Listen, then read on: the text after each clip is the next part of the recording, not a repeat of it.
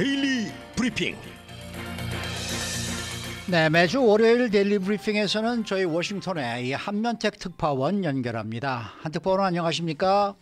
네, 안녕하십니까. 워싱턴입니다. 네, 한국, 미국, 일본 이 3국 정상들의 캠프 데이빗 합의로 이 미국의 중국 포위 전략이 본격화되고 있다, 이런 이제 말들이 나오고 있습니다. 이에 대해서 좀 설명을 부탁드리겠습니다. 네, 이번 캠프 데이비드 첫 정상회담도 그렇고요. 모든 것을 대한민국이나 일본의 측면에서 보면은 그쪽 자신들의 그 중심을 자신들로 놓고 바라보는 그런 시각이 지배적입니다만은 네. 미국에서 볼 때는 전혀 그렇지가 않습니다. 그래서 어떻게 보면 정치적 논란, 역사적인 논란 같은 것도 분명히 우리에게는 중요하지만은 미국을 볼 때는 모든 초점이 중국에 맞춰져 있거든요. 네. 그렇기 때문에 우리가 미국의 중국 포위 전략의 하나로 한미일, 그러니까 윤석열 대통령과 기시다 총리를 캠프 데이비드 선장으로 불러서 조 바이든 대통령이 이 정상회담을 갖는 그런 모습을 보여주는 것이지 다른 것이라고 보기에는 좀 어려운 것 같습니다. 뉴욕 타임스가 이를 꼭 집어서 중국의 포위 전략, 미국의 중국 포위 전략이 본격화되고 있다는 점을 분석 기사로 실었습니다. 그런 것을 볼 때 지금 쉽게 이해를 하려면요. 네. 중국은 팽창 전략을 쓰고 있습니다. 육해공으로 지금 세계 전 지역으로 뻗어나가야만 패권을 차지할 수 있고 미국을 넘어설 수 있기 때문입니다. 우리가 많이 들어본 게 1대1로 전략이라는 게 있지 않습니까? 네, 네. 이제 벨트 앤 로드 이니셔티브라고 영어로는 하는데 이게 시진핑의 핵심 전략인데 62개국을 이제 연결하는데 이게 150년이나 걸리는 초대형 프로젝트인데요. 이것이 이제 지금은 조금 주춤거리고 있는 모습을 보여주고 있습니다. 한마디로 이제 해상은 옛날에 그 실크로드를 따라서 이제 해상은 그 태평양 지역으로 이제 중국의 그 해안 도시들 쭉 있지 않습니까? 그쪽으로 해서 이제 태평양, 인도양 이런 쪽으로 전 세계로 뻗어나간다는 것이고요. 네. 또 육상으로는 이제 실크로드 예전에 그 길을 따라서 이제 아시아, 이제 중앙아시아, 서아시아, 유럽까지 또 아프리카까지 연결하는 이런 그 팽창 전략을 취하고 있기 때문에 미국의 전략은 이를 못 나오게 막는 것이 또 미국의 대응 전략 아니겠습니까? 네. 그래서 이것을 그 통제, 컨테인먼트라고 할 수도 있고 또 쉽게 얘기할 때는 인사이클먼트, 이 포위 전략으로 불리고 있습니다. 미국의 중국 포위 전략을 보면은 바로 이제 한반도부터 시작이 됩니다. 그래서 이번에 한일 정상을 불러서 한미일 3개국 정상회의를 가진 것이 상당히 상징적으로 그 모습을 어찌 보면은 동맹 수준은 아니지만은 연합전선을 구축한 것이다라고 의미를 부여하고 있는 게 바로 그 이유 때문인 것으로 보입니다. 네. 한국과 일본이 있고 그 다음에는 대만으로 연결되지 않겠습니까? 그렇겠죠. 대만, 그 다음에 필리핀, 베트남, 인도, 인도네시아, 말레이시아, 호주까지 이렇게 보면은 중국을 지금 꼭 돌아가면서 쭉 그 포위하고 있음을 보여주고 있습니다. 네. 근데 이게 미국의 중국 포위 전략이 옛날에는 중국의 공세적인 그 1대1로 전략 때문에 좀 포위망이 숭숭 뚫리는 모습을 보여준 적도 있었거든요. 네.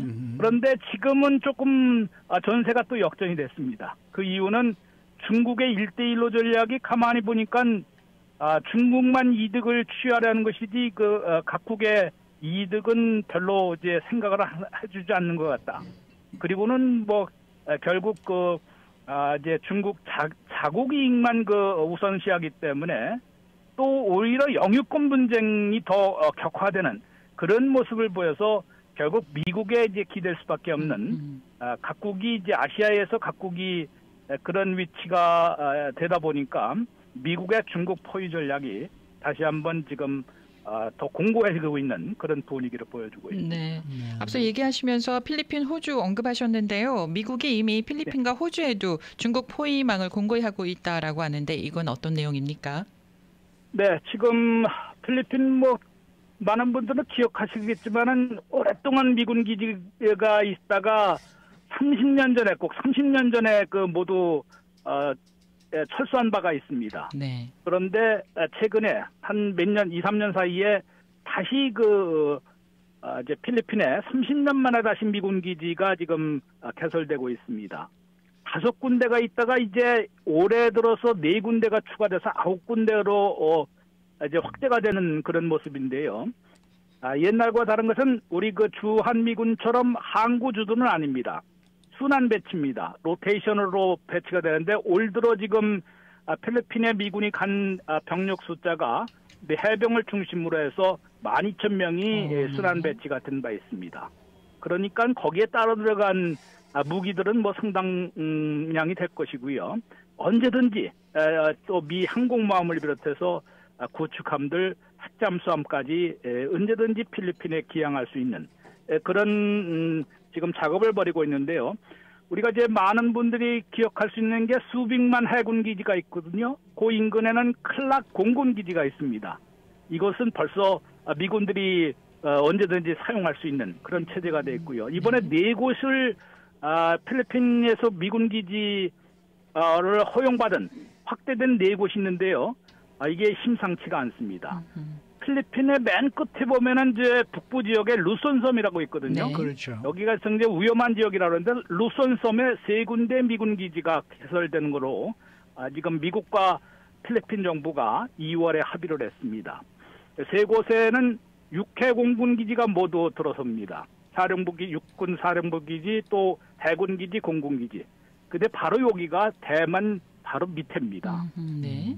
대만에서 만약에 중국이 대만을 무력 침공할 경우, 지금 현재로서는 뭐 저기 오키나와니 어디에서 한참 출격하면 시간 걸리지 않겠습니까? 네. 네.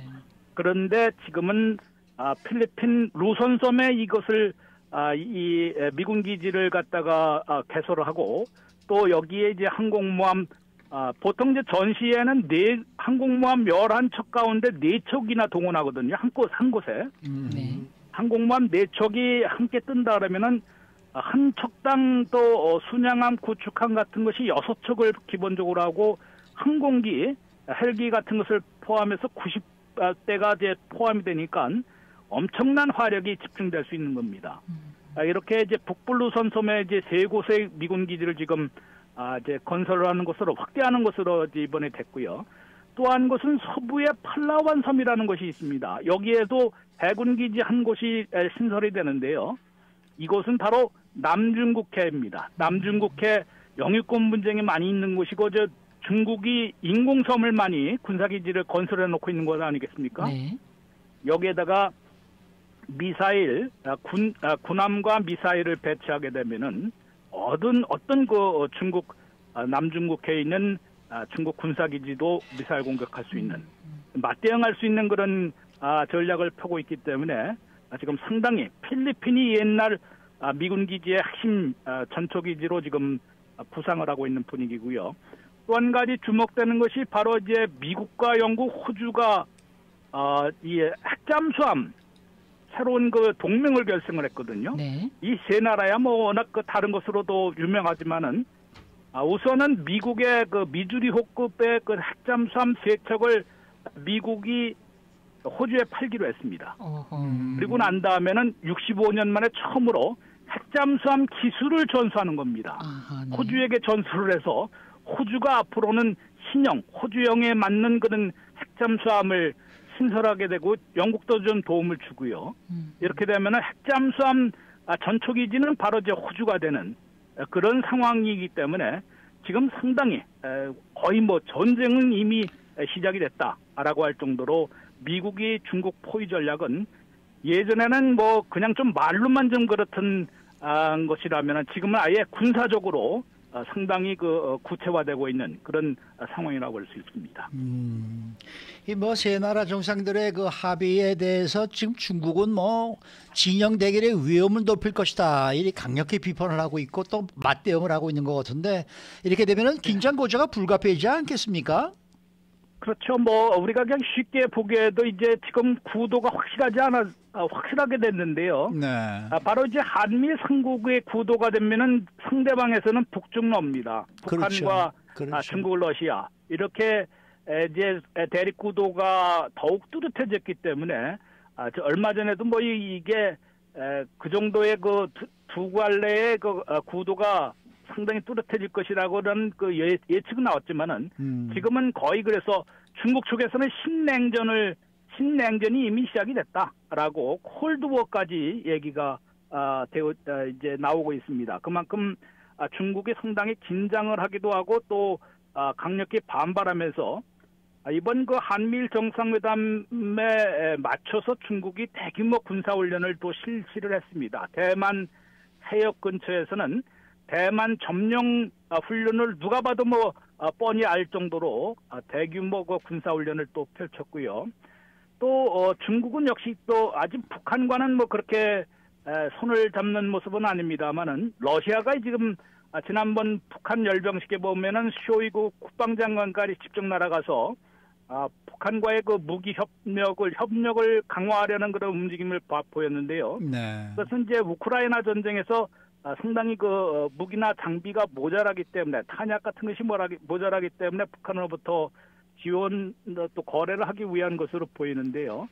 지금 중국은 러시아와 합동으로 상당히 그 군사훈련을 대규모로 펼치고 있습니다. 일본과 미국의 코앞인 알래스카 인근 해역에서 합동 군사훈련을 실시했습니다.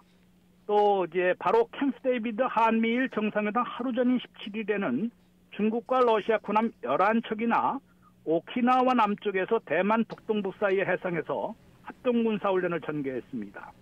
또 이제 아까 말씀드린 대로 육해 공군을 총동원해서 대만 해역 부분에서 대만 점령 훈련을 실시하는 장면을 의도적으로 공개했습니다. 이런 것으로 볼 때는 뭐 당연히 이제 중국이 강하게 반발하면서 신냉전을 시작한 그런 모습을 보여주고 있는데요.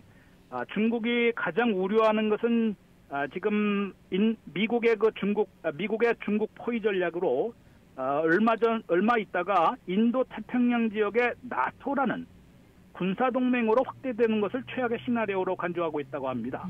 네. 그러니까 지금은 아직은 나토 동맹과 같은 다자 안보 동맹은 아니거든요.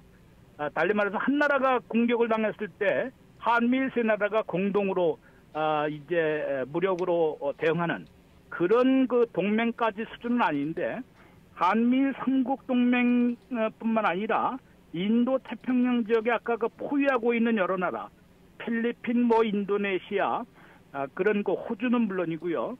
인도까지 잘만 하면은 끌어들여서 인도 태평양 지역의 나토라는 뭐 이제 그런 군사 동맹으로 확대되지는 않을까 이렇게 중국은 상당히 우려하고 있다고 합니다. 네네. 다만 한국과 일본은 모두 중국의 제1의 교역 파트너거든요. 네. 그렇죠. 경제적인 이유 때문에 예. 또 한일 양국의 역사적인 그 적개심 때문에 무조건 또 그쪽으로 치닫지는 않을 것이다라고 네. 중국은 기대하고 있다고 합니다. 네네. 앞으로 이것을 어떻게 전개되는지는 지켜봐야 될 것으로 보입니다. 네. 오늘 말씀 잘 들었습니다. 네, 고맙습니다. 지금까지 워싱턴 한면택 특파원이었습니다.